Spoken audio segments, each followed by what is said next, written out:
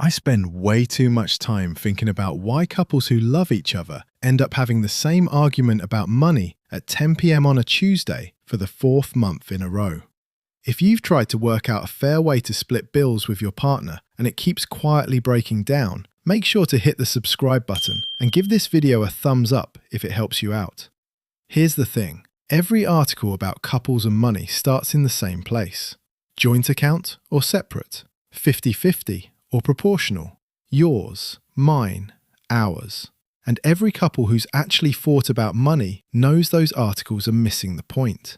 Because the fights aren't about the split, the fights are about what nobody's said out loud yet. The resentment that's been building for 6 months. The one who feels like the money adult. The unspoken sense that one of you is always slightly behind. The Amazon box that arrived on a Tuesday and neither of you brought up. That's where the fights actually live, and no amount of joint account advice fixes that. So this video is different. Real UK numbers, real UK research on how couples actually do this. The 3 systems that work when each one fits, and the harder conversation underneath all of them, the one that's actually keeping you up at night. Let's go. Before we get into the systems, look at this. YouGov ran a survey on how UK couples split bills, and the numbers are quietly fascinating. When British adults are asked what's fair, 48% say proportional to income. Only 37% say 50-50. But when the same people are asked what they actually do, 46% split 50-50, and only 38% split proportionally. Read that again. Nearly half of UK couples are running a split they don't think is fair. That gap between what people believe is right and what they've actually set up is where most of the resentment comes from. One of you agreed to 50-50 because it felt simple at the start, and then your incomes drifted, or one of you got a pay rise, or the rent went up, and the split stopped feeling fair. But nobody wanted to be the one to bring it up, so it just sat there, quietly, for months. That's the real problem this video is trying to solve. Not which system is best, but how do we build a system honest enough that we don't end up here again in 6 months? Let's look at the 3 that actually work. Everything shared, straight down the middle. Rent, bills, joint food shop divided by 2. It works brilliantly if your take-home pay is roughly equal. And by roughly equal, I mean within about 10 or 15% of each other. If you're both bringing home £2,000 a month, 50-50 is genuinely fair, genuinely easy, and it stops the moment the direct debit clears. But here's what happens when the incomes aren't equal. Say one of you takes home £2,300 a month. That's roughly a £35,000 UK salary after tax, national insurance, and pension contributions. And the other takes home £1,720. That's about £24,000, so someone on a fairly normal starting salary or a part-time role. Combined take-home, just over £4,000 a month. Shared bills, rent, energy, council tax, food, broadband, call it £1,600 for a 2-bed rental somewhere outside London. That's £800 each on a 50-50 split. Now watch what actually happens. The higher earner pays £800 and has £1,500 left for themselves. The lower earner pays £800 and has £920 left for themselves. That is not a small gap. That's the difference between I can save some, treat myself sometimes, and I'm constantly working out whether I can afford a haircut. Over a year, that's the higher earner ending up with about £7,000 more in personal disposable income than the lower earner, for doing the same amount of paying the bills.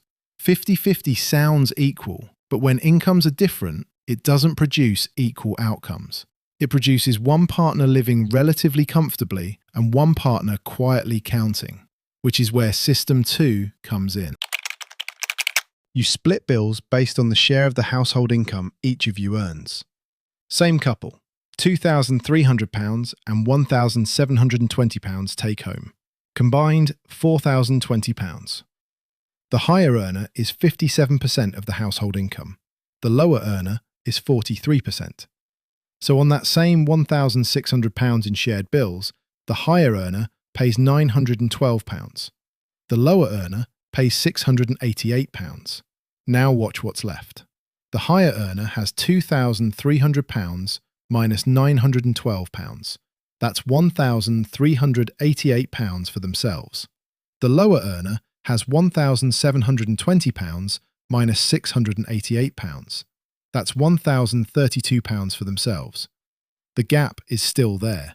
It hasn't disappeared, but it's dropped from about £580 a month to about £355. Both partners now have roughly the same proportion of their income left over for themselves, which is, mathematically, what fair means. This is the system YouGov's data shows most UK adults believe is fairest, and the one most couples with significant income differences quietly wish they were on. 49% of UK couples, where one partner earns notably more than the other, are already running some version of it. The catch is that you need to run the maths. And more importantly, please have the conversation, which is the bit couples avoid. Here's a shortcut that makes proportional a lot less awkward. Instead of everyone contributing their exact percentage, both partners contribute the same percentage of their income to a joint bills account, say 40% each. Higher earner puts in £920, lower earner puts in £688. The account covers £1,608 of bills. Job done. Nobody's calculating percentages every month, it just runs. Which brings us to the third system. Both salaries go into a joint account. Everything comes out of that joint account. Bills, food, savings, personal spending, all of it. This is the most common approach among older married couples and the least common among couples under 35. Bankrate data from earlier this year shows 51% of Gen Z couples keep their finances completely separate, compared to only 15% of baby boomers. The trend is unmistakable. Younger UK couples are keeping more separation longer. Everything goes in works when three things are true. You trust each other completely, you have similar spending habits, and you're both fine with the fact that a £200 personal purchase will be visible to your partner. When it works, it's the simplest system in the world. No maths, no split, no monthly transfer. Your money is our money. When it doesn't work, it produces one of two failure modes. Either one partner starts feeling policed. Every coffee, every impulse buy, every, "Why did you spend £60 at that pub?" And that resentment builds. Or one partner starts hiding spending. A separate account for gifts. A card the other doesn't know about. Purchases split across weeks so nothing looks big. And that resentment is worse because it's also secretive. Only 24% of dual-earner UK couples run everything in as their full setup. There's a reason. For most people, it needs a level of alignment that's rare and getting rarer. Honest answer? None of them on their own. The most stable system I've seen, and this is where YouGov's data lines up with what actually works, is a hybrid. A joint bills account that covers everything shared, funded proportionally to income, and personal accounts for everything else. Neither of you has to justify a £30 impulse buy to the other, but rent, energy, council tax, groceries, the boiler service, all of that comes out of the shared pot, and the shared pot is fair. 37% of dual-earner UK couples are already running some version of this. It's the fastest growing setup for a reason. It solves the fairness problem without pretending you're a single financial unit. But, and this is the part nobody talks about, the system isn't the hard part. Setting up a joint account takes 20 minutes online. The hard part is what comes next. Here's where the fights actually start. You've picked a system. Rent goes out on the 1st, bills go out on the 3rd. Everything's automated. And for about 3 months, it's brilliant. Then something small happens. One of you buys a birthday gift for the other's mum out of your personal account, and the other doesn't offer to split it. Or one of you gets a bonus and doesn't mention it. Or one of you notices that the other has been putting less into the joint account over the last 2 months because their car needed repairs. None of that is in the system. All of it is where the real disagreements live. So before you finalise a split, please agree on 3 things that nobody puts in a YouTube video because they're not clicky, but they're the ones that matter. 1. Who covers the invisible stuff? Birthday gifts for each other's family. Vet bills when the cat gets sick. The bottle of wine you take to your friend's dinner party. The moving costs the next time you move. These sit outside the bills bucket, and if you don't decide up front who's paying, one of you ends up paying them all and quietly resenting it. 2. What happens when incomes change? Because they will. One of you gets a pay rise, one of you takes a career break, one of you loses a job. If your split is proportional, you rerun the maths every 6 months. If your split is 50-50, you commit now to a conversation later. If either of our incomes changes by more than 20%, we sit down and rework this. Get it on the record before it happens, not after. 3. What yours to spend without asking actually means. Because the resentment isn't really about the £200 boots. It's about not being sure whether you're allowed to buy the £200 boots without a conversation. Agree on a number. Say anything under £100 is nobody's business. Anything over £100 gets a quick, "Hey, I'm about to buy this." Cool? That's not controlling. That's clarity. Clarity is what stops fights. While we're here, 2 things most UK couples are quietly missing. If you're married or in a civil partnership and one of you earns under £12,570 and the other is a basic rate taxpayer, you can transfer £1,260 of personal allowance to the higher earner. Saves £252 a year. Takes 10 minutes on gov.uk. HMRC estimates around 2 million eligible UK couples never claim it. That's genuinely free money most people don't know about, and you can backdate it 4 years, worth over £1,000 total if you've been missing it for a while. Second, if you're both on your own individual energy accounts because you haven't got around to combining them, please combine them.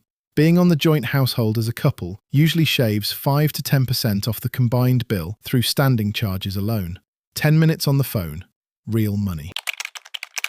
One thing before we close, and I want to be careful with this. Every so often, when a video like this goes out, someone reads it and realizes the actual problem in their household isn't the split. It's that one of them controls all the money and the other has almost no visibility into it. If that's you, if you don't have your own bank account, if you don't know what's in the joint one, if your partner sometimes uses money as a way of controlling what you do, that's not a bill splitting problem. That's a different problem, and it deserves a different conversation. The Money and Pensions Service has a free helpline. So does Refuge and Surviving Economic Abuse.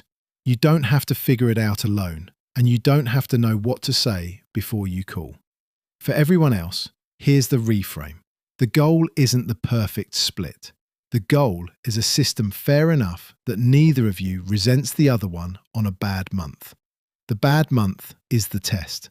When one of you has a rough week, or the boiler breaks down, or the car needs £600 worth of work, the system either holds or it doesn't. If it holds, you've built something good.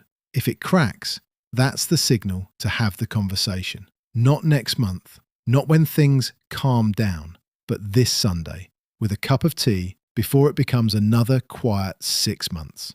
Money in a relationship isn't really about money. It's about whether you feel like a team. The system is just the scaffolding for that feeling. Build it honestly, review it often, and don't let small resentments sit. That's it. So here's what I want to know in the comments. What's the one money conversation you and your partner should have had earlier than you did? Not the fights, the conversations, the ones that changed how you handle things. If this helped, hit like and subscribe if you're not already.